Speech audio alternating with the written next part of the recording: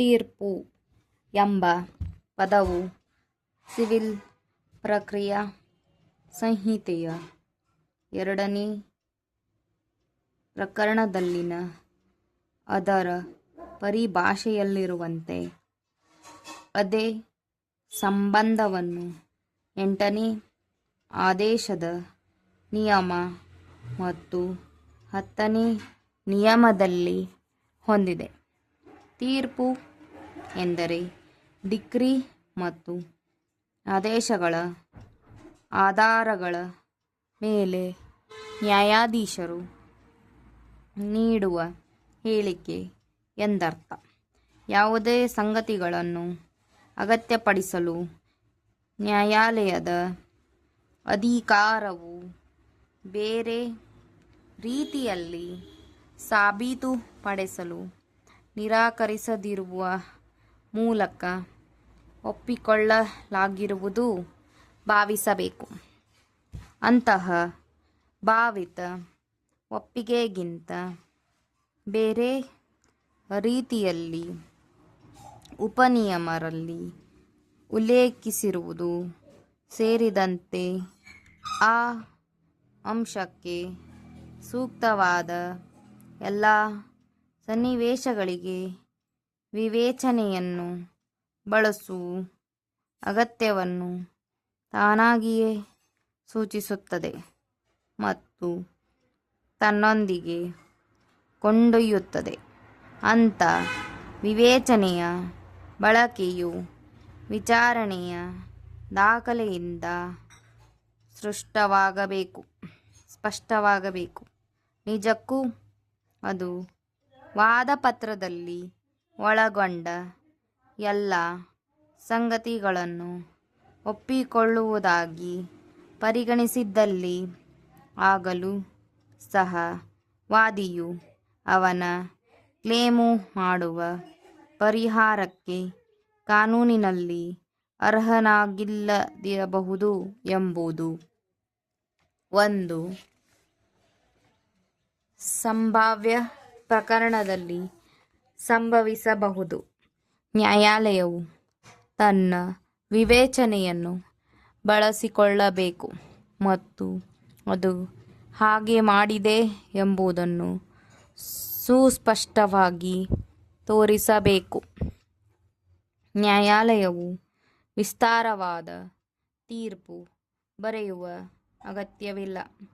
ವಿಷಯಗಳ ಸ್ವರೂಪದಲ್ಲಿಯೇ ಪ್ರತಿವಾದಿಯು ವಾದಪತ್ರವನ್ನು ಸಲ್ಲಿಸದಿದ್ದ ಪ್ರಕರಣಗಳಲ್ಲಿ ತೀರ್ಪು ಎಂದು ಕರೆಯಲು ಅರ್ಹವಾಗಲು ಯಾವ ದಸ್ತಾವೇಜನ್ನು ಒಳಗೊಂಡಿರಬೇಕೋ ಅದನ್ನು ನಿಗದಿಪಡಿಸಿ ಎಲ್ಲ ಸಂದರ್ಭಗಳಿಗೂ ಸಿಂಧುವಾಗುವ ಮತ್ತು ನ್ಯಾಯಾಲಯವು ವಾದಪತ್ರದಲ್ಲಿ ಒಳಗೊಂಡಿರುವ ಸಂಗತಿಗಳ ಆಧಾರದ ಮೇಲೆ ತೀರ್ಪನ್ನು ಪುನರುಚ್ಚರಿಸಲು ಮುಂದಾದಲ್ಲಿ ಯಾವುದೇ ಕಟ್ಟುನಿಟ್ಟಾದ ನಿಯಮವಿಲ್ಲದಿರಬಹುದು.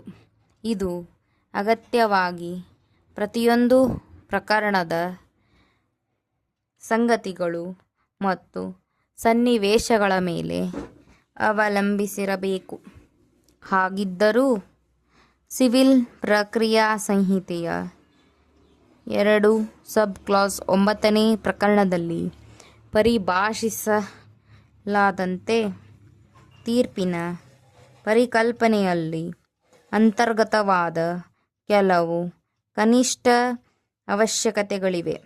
ಇದು ಕನಿಷ್ಠ ಪಕ್ಷ ದಾವೆಯ ಕ್ಲೇಮಿನ ಸ್ವರೂಪಕ್ಕೆ ಮತ್ತು ವಾದಪತ್ರದಲ್ಲಿ ಒಳಗೊಂಡಿರುವ ಸಂಗತಿಗಳನ್ನು ಒಪ್ಪಿಕೊಳ್ಳಬೇಕೆಂದು ಪರಿಗಣಿಸಿದ್ದಲ್ಲಿ ದಾವೆಯ ಕ್ಲೇಮು ಯಶಸ್ವಿಯಾಗಲು ಅರ್ಹವಾಗಿದೆಯೇ ಎಂಬ ಅಂಶಕ್ಕೆ ನ್ಯಾಯಾಧೀಶರು ತಮ್ಮ ವಿವೇಚನೆಯನ್ನು ಬಳಸಿದ್ದಾರೆ ಎಂಬಷ್ಟನ್ನಾದರೂ ಇದು ಬಹಿರಂಗಪಡಿಸಬೇಕು.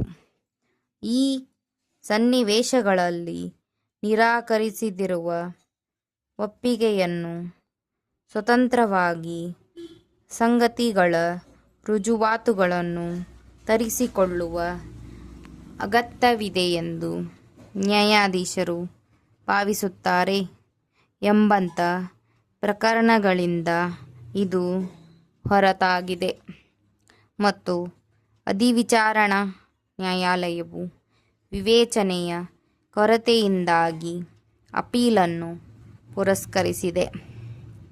ಮಾನ್ಯ ನ್ಯಾಯಾಧೀಶರುಗಳು ತಲುಪಿದ ತೀರ್ಮಾನಗಳೊಂದಿಗೆ ನಾವು ಭಿನ್ನಾಭಿಪ್ರಾಯ ಹೊಂದಲು ಸಾಧ್ಯವಿಲ್ಲವಾದರೂ CPCಯ 8ನೇ ಆದೇಶದ 10ನೇ ನಿಯಮದಲ್ಲಿ ಬಳಸಲಾಗಿರುವ ಭಾಷೆಯಲ್ಲಿ ಯಾವುದು ವಾದಪತ್ರದ ಆರೋಪಗಳನ್ನು ಸ್ಪಷ್ಟವಾಗಿ ನಿರಾಕರಿಸುವ ಅಥವಾ ಪ್ರತಿವಾದಿಯನ್ನು ಏಕಪಕ್ಷೀಯವಾಗಿ ಇರಿಸಿದಾಗ ಅಥವಾ CPCಯ 8ನೇ ಆದೇಶದ 9ನೇ ನಿಯಮಕ್ಕೆ ಸಂಬಂಧಿಸಿದ ನಿಗದಿಪಡಿಸಲಾದ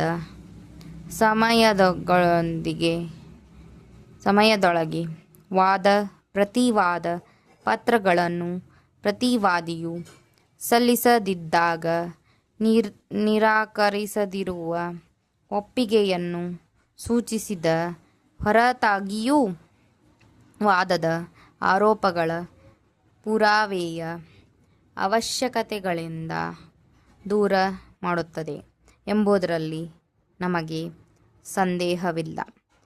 ತತ್ಪರಿಣಾಮವಾಗಿ ಅಪೀಲನ್ನು ಮೇಲೆ ಸೂಚಿಸಿದ ಮಟ್ಟಿಗೆ ಪುರಸ್ಕರಿಸಲಾಗಿದೆ. ವಾದಪತ್ರದ ಆರೋಪಗಳ ಸಮರ್ಥನೆಗಾಗಿ ವಾದಿ ಮತ್ತು ಅವನ ಸಾಕ್ಷಿಗಳನ್ನು ವಿಚಾರಣೆ ಮಾಡಲು ಅಧಿವಿಚಾರಣಾ ನ್ಯಾಯಾಲಯವು ಮುಂದುವರಿಯತಕ್ಕದ್ದು ಎಂಬ ನಿರ್ದೇಶನದೊಂದಿಗೆ ವಿಷಯವನ್ನು ಹಿಂದಕ್ಕೆ ಕಳಿಸಲಾಗಿದೆ ಮತ್ತು ಪ್ರತಿವಾದಿಯು ಆ ಸಾಕ್ಷಿಯನ್ನು ಪಾಟಿಸವಾಲು ಮಾಡಲು ಇಚ್ಛಿಸಿದ್ದಲ್ಲಿ ನಾವು ಅವಲಂಬಿಸಿದ ಸರ್ವೋಚ್ಚ ನ್ಯಾಯಾಲಯದ ತೀರ್ಪಿನ ಹಿನ್ನೆಲೆಯಲ್ಲಿ ಮತ್ತು ಪಾಟಿ ಸವಾಲಿನ ವ್ಯಾಪ್ತಿಯ ಮೇಲೆ ಸರ್ವೋಚ್ಚ ನ್ಯಾಯಾಲಯವು ವಿಧಿಸಿದ ಕಾಲಪರಿಮಿತಿಗೊಳಪಟ್ಟ ಹಾಗೆ ಮಾಡಲು ಅವನಿಗೆ ಅನುಮತಿಸತಕ್ಕದ್ದು. ಚರಣ್ ಲಾಲ್ ಸಾಹು ವಿರುದ್ಧ ಯೂನಿಯನ್ ಆಫ್ ಇಂಡಿಯಾ ಮೊಕದ್ದಮೆಯಲ್ಲಿ ಗೌರವಾನ್ವಿತ ಸರ್ವೋಚ್ಚ ನ್ಯಾಯಾಲಯವು 10ನೇ ನಿಯಮದ ಅಡಿಯಲ್ಲಿ ಕಠಿಣ ಕ್ರಮವನ್ನು ಆಶ್ರಯಿಸಬಾರದು ಎಂಬ ಅಭಿಪ್ರಾಯಪಟ್ಟಿದೆ.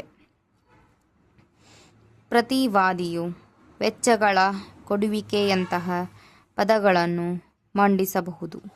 ನ್ಯಾಯೋದ್ದೇಶ ಎಂಬ ಪದದ ಅರ್ಥವು ಪ್ರತಿವಾದಿಗೆ ಮತ್ತು ಇತರ ಕಡೆಗೆ ಮಾತ್ರವಲ್ಲದೆ ಸಾಕ್ಷಿಗಳು ಮತ್ತು ಅನುಕೂಲಕರವಾಗಿರಬಹುದಾದ ಇತರರಿಗೂ ಸಹ ಅನ್ವಯಿಸುತ್ತದೆ. ನಂತರ ಎಲ್ಲ ವಿವಿಧ ಅಂಶಗಳನ್ನು ಗಣನೆಗೆ ತೆಗೆದುಕೊಳ್ಳಲಾಗಿದೆ ಮತ್ತು ಎಚ್ಚರಿಕೆಯಿಂದ ಗಮನಿಸಲಾಗಿದೆ. ನ್ಯಾಯಾಲಯದ ಪ್ರಯತ್ನವು ತಕ್ಷಣದ ನಿರ್ಧಾರಗಳನ್ನು ತಡೆಯುವುದಾಗಿರಬೇಕು ಮತ್ತು ಪಕ್ಷಕಾರರಿಗೆ ತಮ್ಮ ಮೊಕದ್ದಮೆಯನ್ನು ನ್ಯಾಯಯುತವಾಗಿ ಹೋರಾಡುವ ನಿಜವಾದ ಅವಕಾಶವನ್ನು ಒದಗಿಸುವುದಾಗಿರಬೇಕು. ಗೌರವಾನ್ವಿತ ಸರ್ವೋಚ್ಚ ನ್ಯಾಯಾಲಯವು ಶಾಂತಿಲಾಲ್ ಗುಲಾಬ್ ಚಂದ್ ಮುತಾಹ್ ವಿರುದ್ಧ Tata engineering and locomotive company limited ಮತ್ತು ಇನ್ನೊಬ್ಬರು ಮೊಕದ್ದಮೆಯಲ್ಲಿ ಸಿವಿಲ್ ಪ್ರಕ್ರಿಯಾ ಸಂಹಿತೆಯ 8ನೇ ಆದೇಶದ 10ನೇ ನಿಯಮದ ಉಪಬಂಧಗಳನ್ನು ಪರಿಗಣಿಸುವಾಗ 8, 9 ಮತ್ತು 13ನೇ ಖಂಡಿಕೆಗಳಲ್ಲಿ ಈ ಕೆಳಗಿನಂತೆ ತೀರ್ಮಾನಿಸಿದೆ.